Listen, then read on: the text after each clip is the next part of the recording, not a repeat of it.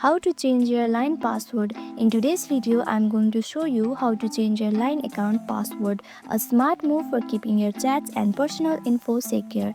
Let's get started. First, open the Line app on your phone.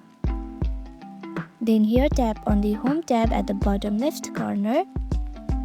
Now tap the ear icon at the top right corner to open the settings. Now scroll down and select Account.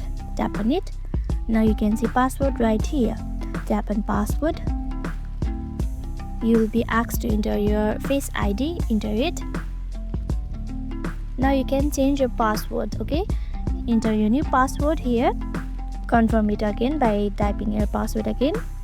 Okay, once you enter your password, go ahead and tap on change password. And that's it. Your Line password has now been successfully updated.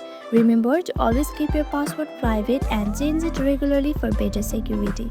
If this video helped you, please give it a like, subscribe and tap bell icon for more tutorials. Thank you for watching and stay safe online.